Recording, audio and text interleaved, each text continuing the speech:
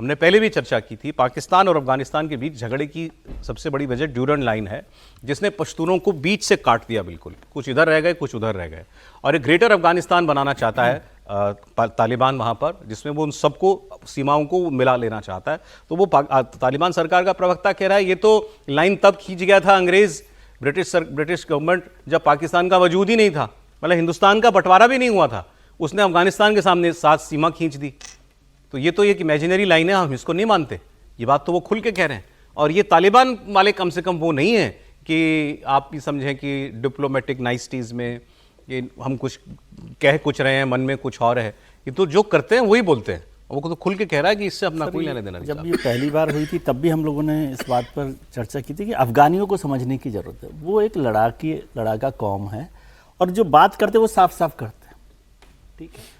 और पहली गलती कहाँ हुई थी, जब पाकिस्तान ने उनको, जो विदेश मंत्री यहाँ आए थे, भारत में आए थे जी, उनको वहाँ बुलावे को एक तरह से रिजेक्ट कर दिया था। वो लड़ाई लड़ रहे थे और पाकिस्तान, जो ये बात बिल्कुल ठीक है, ड्यूरन लाइन की बात हमेशा ही, एक्चुअली झगड़ा ही वो वाला है ना, ड्यूरन लाइन को लेकर ही तो झगड़ा है कि वहाँ पर जो लोग इधर पाकिस्तान के पास हैं वो अफगानी अपना समझते हैं, और मोटे तौर पर है भी वो बात सही।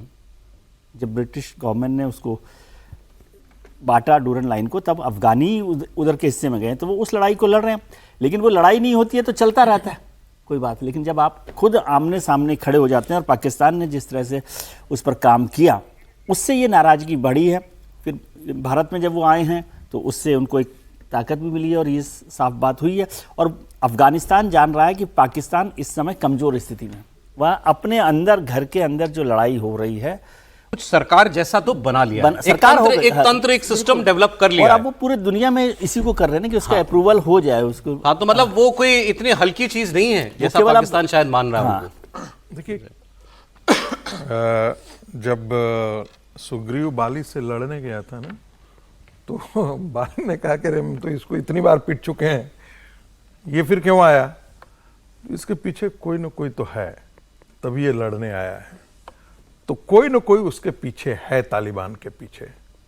और तालिबान लड़ाका तो ठीक है, एक पक्ष है। दूसरी बात ये नहीं भूलना चाहिए कि 50 लाख अफगान जो हैं, वो जब से अफगानिस्तान में वॉर चल रहा था तब से पाकिस्तान के अंदर है। पहले से भी वो पश्तून डोमिनेटेड इलाका था, और ऊपर से अफगानियों की जो रिफ्यूज लिए थे उनकी संख्या बढ़ने के बाद एक ढंग से एक हिस्सा जो है खैबर पख्तूनख्वा वाला, वो पश्तूनों का ही इलाका हो गया है। और वही जो है मजेदार बात है कि जिस टीटीपी को पाकिस्तान पहले कहता था कि वेलकम करता था, बाद में जब पाकिस्तान के अंदर बम फूटने लगे तो वो उनसे कहता है कि से भाई आप इनको शरण देते हो। वो कहता है हमारे यहाँ टेररिस्ट नहीं है। भाई तालिबान को अब टेररिस्ट बोलना शुरू कर दिया है, और कहता है तुम बताओ, नाम लेकर के बताओ कि हमारे यहां टेररिस्ट कौन है। एक पक्ष ये आता है, यानी कि पाकिस्तान के अंदर जो करीब 2024 के अंदर भी बड़े बड़े जो बम, छोटी छोटी छोड़ दीजिए, कम से कम 2024 के अंदर 10-12 बम विस्फोट हुए थे। यदि 25 का आंकड़ा देखेंगे तो उसमें भी कम से कम 7-8 बड़े बड़े विस्फोट हुए थे, जिसमें पाकिस्तानी आर्मी के सोल्जर्स वगैरह मारे गए थे। अब ऐसी स्थिति में पाकिस्तान चाहता है कि भाई एयर स्ट्राइक किया, अब चाहता है कि पाकिस्तान चाहता है कि अफगानिस्तान इन टीटीपी के लोगों के कैंप को नष्ट करे, उसके लिए वो तैयार नहीं हो रहा है। अब इधर से दूसरी ताकतें भी आकर के खड़ी हो गई हैं। पाकिस्तान के दुश्मन कोई आज के दिन में कोई कमी नहीं है, तो भारत की पहुंच बगराम बेस तक पहुंच गई है ना। ये तो आज की सच्चाई ये है ना। नहीं, वो तो कल एक पाकिस्तानी बोल रहा था ना कि बगराम बेस शायद अफगानिस्तान इंडिया को देना चाहता है। देखिए, अब देना नहीं चाहता है, उसका ऑपरेशनल लीगल तरीके से नहीं, लेकिन ऑपरेशनल हिस्सा भारत के पास आया हुआ है। अफगानिस्तान की सरकार जो तालिबान द्वारा कंट्रोल है, अब तालिबान अपने आप को एक राष्ट्र के रूप में मान्यता दिलवाना चाहता है दुनिया के अंदर।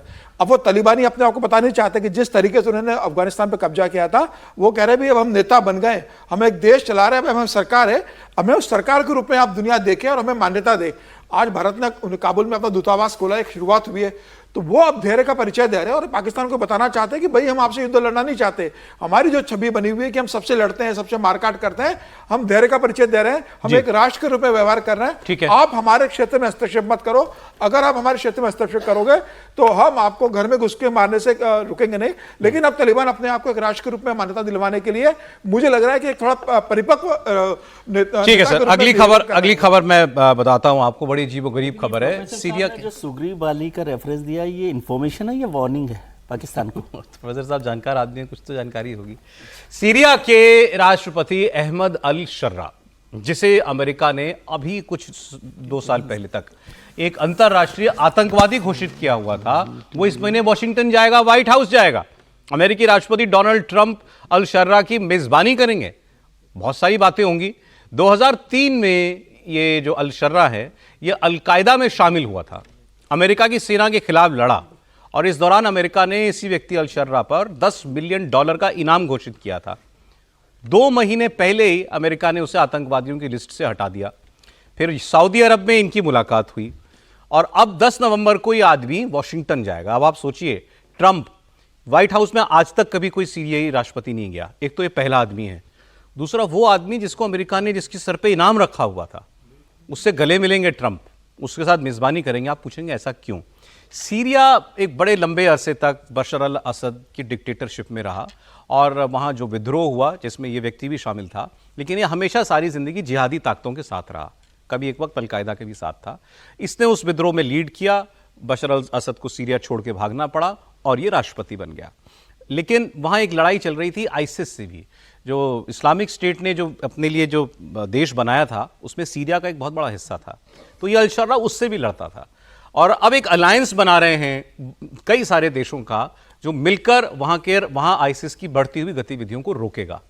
और उस अलायंस में, गठजोड़ में, सीरिया के इस व्यक्ति अल शर्रा को शामिल करना चाहते हैं डोनाल्ड ट्रंप। तो जिस पर कभी इनाम रखा था, उसे अब इनाम देंगे डोनाल्ड ट्रंप। देखिए, बड़ा इंटरेस्टिंग है, आपने काफ़ी कुछ बताया। अहमद अल शर्रा जो हैं, इन्होंने, ये कौन है इसके बारे में आपने बता दिया कि इनके अलकायदा से संबंध थे, और किस तरह से अमेरिकी जो सैनिक हैं उन पर इराक में इन्होंने हमले किए, और वहाँ पर कई सैनिकों को घायल भी किया, और बाकी सब चीज़ें हुई। जो बशर अल असद थे, वो उनको सपोर्ट करता था रूस और ईरान। यस।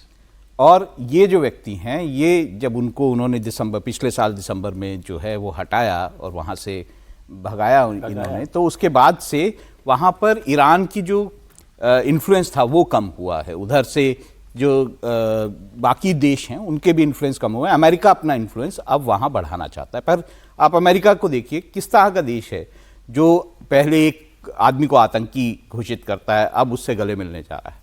ये अजीब सी बात है। 2-3 इश्यूज जो हैं इसमें, इस मीटिंग में जो है वो रखे जाएंगे। एक तो जो ये सीरिया के राष्ट्रपति हैं, इनके ऊपर यूएन के जो सैंक्शंस हैं उनको हटाने की बात होगी। दूसरी बात ये है कि जो इजराइल है वो लगातार जो है सीरिया के साथ वॉर में रहा है। हाँ। तो इजराइल के साथ जो एक समझौता है ताकि वो लड़ाई ना हो, वो एक समझौता जो है सीमा कराने लगती की है इजराइल कोशिश से सीरिया की। हाँ। तो वो समझौता कराने की कोशिश है कि ठीक है। इजराइल के साथ, और जो अरब देश हैं 1967 में जो गोलन हाइट्स है, हाँ, वो उसको सीरिया का ही तो पूरे था, गोलन छीन हाइट्स लिया जो है, उसने कब्जा अभी कर तक लिया। लौटाया नहीं है। कोशिश ये है कि वो अरब देशों में सीरिया भी शामिल हो जाए जिनका समझौता इजराइल के साथ है कि वो ओके, तो ये 2-3 काम इनको कराने हैं। तो अब वो पीछे क्या पहला थे, बड़ा पहले क्या काम थे, यूएन उससे सैंक्शंस वाला भी है, ताकि उससे एक आगे बढ़ता सर, रहे। एक अगली खबर ये हमसे थोड़ी जुड़ती है, बल्कि सीधे सीधे जुड़ती है। भारतीय मूल के हैं यूं तो कहने को ज़ोहरान ममदानी, ये अमेरिका में इतिहास बनाने जा रहे हैं, ऐसा वहां पर हो रहे पोल्स, सर्वे, वो दावा कर रहे हैं। 4 नवंबर मतलब कल न्यूयॉर्क में मेयर का चुनाव है, और ममदानी इस वक्त डेमोक्रेटिक पार्टी के उम्मीदवार हैं। डेमोक्रेटिक पार्टी जो बाइडेन वाली पार्टी, जो भी विपक्ष में है वहां पर। और पोल्स उस न्यूयॉर्क मेयर की रेस में इनको सबसे आगे बता रहे हैं। इनका मुकाबला पूर्व गवर्नर एंड्रयू क्वोमो से है, लेकिन क्वोमो की छवि दागदार है, इसलिए ममदानी की संभावना सबसे ज्यादा है। वहीं ट्रंप की पार्टी इस रेस में सबसे पीछे है। मैंने अभी दूसरा नाम लिया, ये इंडिपेंडेंट लड़ रहे हैं। ट्रंप के रिपब्लिकन कैंडिडेट जो हैं कर्टिस सिल्वा, इनके मेयर बनने की संभावना लगभग 0 है। दावा किया जा रहा है कि इनका वोट जिधर जाएगा, जीत उसकी हो जाएगी। लेकिन अब देखें, जो पोल्स हैं वो ज़ोहरान ममदानी को नंबर 1 पर बता रहे हैं। अब इनका इंडिया से कनेक्शन क्या हैं? भारतीय मूल के, ये नरेंद्र मोदी के कट्टर दुश्मन हैं। इनफैक्ट वहां पर जाकर के कई जगहों पर इन्होंने तकरीरों में ये कहा है, मुस्लिम वोट लेने के लिए खास तौर पर, कि ट्रंप तो मोदी का दोस्त है, रिपब्लिकन पार्टी तो मोदी की दोस्त है, नाम लेके तो आप ऐसे पार्टी का समर्थन नहीं कर सकते। ये मस्जिदों में जाके प्रचार कर रहे हैं, गुरुद्वारों में जाके प्रचार कर रहे हैं और खुलेआम नरेंद्र मोदी के खिलाफ ये बोलते हैं। इनकी टोन, इनका बात करने का लहजा बहुत कटु रहता है। अब ऐसा व्यक्ति न्यूयॉर्क का मेयर अगर बनेगा तो हमारे लिए इसका क्या मतलब है, प्रोफेसर साहब? देखिए, सबसे बड़ी बात तो कि आज ही नहीं, इनकी कट्टरता के बारे में सबको पता है, लेकिन उनको लगता है कि मुसलमानों का वोट जो है वो बड़ा डिसाइसिव फैक्टर होगा। और जो है वो अमेरिकन, सबसे बड़ी दिक्कत क्या है कि अमेरिकन खड़ा हो तो कहाँ खड़ा हो। उनके लिए एक तरफ है कि ट्रंप के साथ आज खड़े हो जाएं, या दूसरा है जो डेमोक्रेट पार्टी के साथ खड़े हो जाएं। कोई भी यदि आप वॉशिंगटन डीसी में, या जो पढ़ा लिखा वर्ग है ऐसा, वो कभी भी ट्रंप को एक्सेप्ट करने के लिए तैयार नहीं है। ये एक सच्चाई है। और यदि ट्रंप ने बहुत अच्छा कैंडिडेट दिया होता, या ट्रंप का ट्रैक रिकॉर्ड पिछले एक साल, अभी एक साल तो नहीं हुआ है, वो जनवरी में एक साल होता है, चुनाव बेशक नवंबर में हो गया था। हाँ, तो उसी दिन से माना जाता है। वो उनके यहाँ कैलेंडर एकदम फिक्स्ड है, भारत की तरह नहीं है कि इधर उधर डेट होगा। उनके यहाँ कैलेंडर एकदम फिक्स है, 20 जनवरी मीन्स 20 जनवरी, इधर उधर कैलेंडर नहीं होता है। तो ट्रंप के साथ पब्लिक सपोर्ट आज के दिन में नहीं है।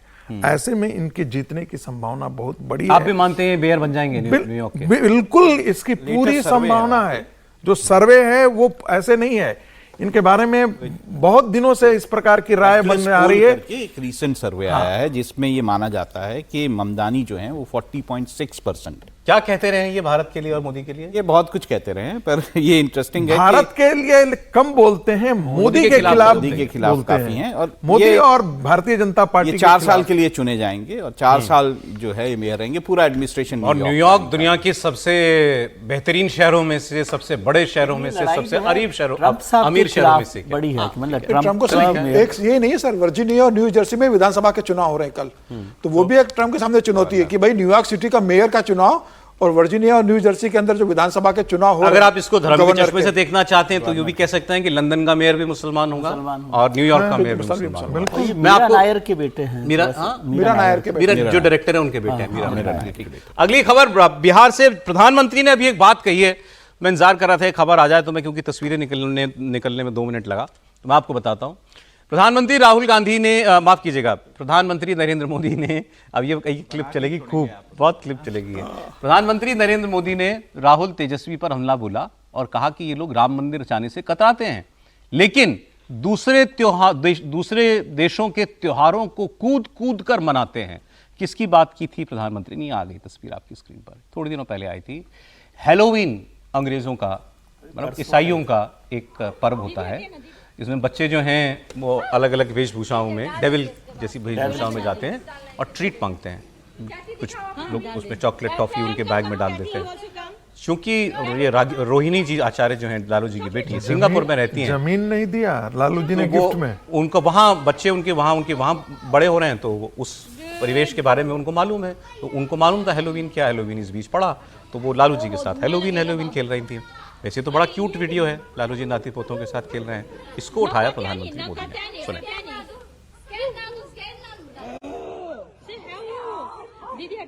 कांग्रेस वाले दुनिया भर में जाते हैं, पता नहीं कहां कहां जाते हैं, हम तो सोशल मीडिया में पढ़ते हैं तो शर्म आ जाती है कबीले, लेकिन इन्हें राम मंदिर की यात्रा का समय नहीं मिलता। अरे मैं इनको कहना चाहता हूं, अरे आपको भगवान राम जी से अगर कोई झगड़ा है, अरे आप वहां जाइए, वहां तो निषाद राम जी का, निषाद राज का भी मंदिर बना है। वहीं अयोध्या में वाल्मीकि जी का भी मंदिर बना है, वहां अयोध्या में शबरी माता का भी मंदिर बना है। अरे राम जी से आपको तकलीफ हो, अरे कम से कम निषाद राज के चरणों में तो सर झुका के आ जाओ, उसमें तुम्हें क्या शर्म आ रही है? अब साहब देखो, चुनाव में बात तो निकलेगी और फिर दूर तक जाएगी भी। ये बात सही है, कोई विपक्ष का बड़ा नेता राम मंदिर तो नहीं गया दर्शन कुंभ में करने, नहाने ना भी राहुल नहीं गांधी, ना अखिलेश यादव, ना तेजस्वी यादव, कोई नहीं गया है। ना कुंभ में नहाए। और वो, हाँ, कुंभ भी बीत गया। अब वो तस्वीर वो आ गई, लालू जी वाली तस्वीर, वो तस्वीर लगा के रखिए, उस पर उन्होंने कहा दूसरों के त्यौहार तुम मनाते हो, अपना त्यौहार नहीं मनाते। निषाद राज जी की बात लिया, क्योंकि कल राहुल गांधी मल्ला बस्ती में तालाब में मछली पकड़ रहे थे मुकेश साहनी के साथ, तो उन्होंने कहा वहाँ राम जी के मंदिर जाओ अयोध्या में, वहाँ निषाद राज का भी मंदिर है, वहाँ जाके हाथ जोड़ के आ जाओ ना। तो ये वो काम करने के हैं, वो तो आप वो कर नहीं रहे हो और ये करें। सर हैलोवीन में क्या होता है सर, मुझे तो नहीं मालूम। सर हैलोवीन का एक इम्पॉर्टेंट बात ये भी है कि ये लालू जी अपने बच्चों के साथ, ग्रैंड चिल्ड्रन के साथ खेल रहे हैं, तो तेजस्वी की जो वाइफ है वो क्रिश्चियन है, और जब हैलोवीन था उसी दिन छठ की पूजा थी, तो लालू यादव की फैमिली से छठ की पूजा के कोई पिक्चर्स नहीं आए। एक जमाना होगा, आपको याद होगा, प्रोफेसर साहब को भी याद होगा कि राबड़ी जी बड़ी तरीके से छठ का जश्न मनाया करते थे, पर्व मनाया करते थे, लेकिन इस बार उसी दिन का है ये, अभी 2 ही दिन पुरानी बात है, ज़्यादा पुरानी बात नहीं है। तो छठ की पूजा थी, उसके पिक्चर्स लालू यादव फैमिली से नहीं आए। हालांकि उन्होंने अब अपना नाम राष्ट्रीय रख लिया है, तेजस्वी की जो वाइफ हैं राष्ट्रीय यादव हो गई हैं, क्रिश्चियन से, कुछ हो, क्रिश्चियन हो, क्रिश्चियन, और उससे कोई फर्क नहीं पड़ा, लेकिन वो उसके रेफरेंस में है कि वो हैलोवीन। तो क्या फर्क पड़ता है? अमेरिका में जेडी वेंस अपनी वाइफ के लिए कह रहे हैं कि क्रिश्चियन धर्म, क्यों? क्योंकि उनको अगला राष्ट्रपति का चुनाव लड़ना है। उनको फर्क पड़ता है, हमें क्या फर्क पड़ता है? नहीं, मैं ये बात कर रहा हूं, देखिए हम बहुत भूलते हैं या तो हम लोग ध्यान नहीं देते हैं। अमेरिकन नेशनलिज्म में क्रिश्चियनिटी का सबसे बड़ा रोल है। चार्ल्स स्टीली ने इस पर बहुत लंबी पुस्तकें लिखी है। व्हाइट क्रिश्चियन मेजोरिटी डोमिनेंस जो है वहां का नेशनलिज्म का बेस, बहुत लंबी मैं हो वही बात जाएगी, यहां पर कह बात रहा बहुत हूं। लंबी हो जाएगी। तेजस्वी यादव की पत्नी अगर ईसाई मूल की हैं, ईसाई कोई हैं, फर्क पर नहीं, हमारे यहाँ कोई किसको फर्क पड़ दिक्कत रहा नहीं है, है? लेकिन हमारे नहीं, देश एक में फर्क ये आप समझिए अपने ना, ही पर्व त्योहार को छठ वो के ठीक दिन है, जैसा कि विजय वो अलग बात है। हाँ। नहीं, ये एक बात है ना कि वहां पर तो बाइबल पर प्रोफेसर शपथ साहब हो बोल रही रहे है। मेरे पास मैं नहीं एक है, छोटा बात- सा कमेंट, ट्रंप ने अभी नाइजीरिया के खिलाफ ये कहा है कि वहां पर जो क्रिश्चियंस को मारा जा रहा है, मैं वहां पे हमला कर दूंगा। तो ये वो बात है क्रिश्चियनिटी की कि लेकिन क्रिश्चियंस व्हाइट हाउस है। वहां पर तो शपथ जासूआ- बाइबल पर हाथ। और मैं दूसरी बात जो प्रोजेक्ट प्रधानमंत्री कह रहे जासूआ हैं, 1 जासूआ 2 जो है वो क्या अमेरिकन देखिए, राष्ट्रपति मैं- के सर, व्हाइट हाउस समय में नहीं जाने रही को है। चल जो रहा कह है। रहे हैं, समय नहीं प्रधानमंत्री जो कह रहे हैं वो भी बात सही है। अब अगर तो आप हमारे- ऑल सेंट डे बनाएंगे, हेलोइन ऑल सेंट्स डे होता है, वो मनाएंगे और राम मंदिर नहीं जाएंगे तो भाई दिक्कत है। हमारे यहाँ तो लोग अभी तक राहुल गांधी का धर्म क्या है ये पूछते हैं ना, पूछने वाले। पूछना ही वो चाहिए। अलग बात, विषय अलग हो जाएगा। मैं कह रहा हूँ बच्चा नाना दादा के साथ अच्छा खेल रहा पिक्चर है। है, अच्छी वो- पिक्चर। सर बच्चे अलग पर तस्वीर। कमेंट नहीं हाँ, है, हाँ, ठीक। बच्चे के नाना बंदा जो दादा है ना, ठीक है, जो उसके भारतीय ऊपर। संस्कृति के ओके पोषक सर, माने जाते हैं, उन पर कमेंट। प्रोफेसर बहुत बहुत धन्यवाद आपका, विजय जी बहुत शुक्रिया आपका, राहुल जी, समीर जी बहुत धन्यवाद।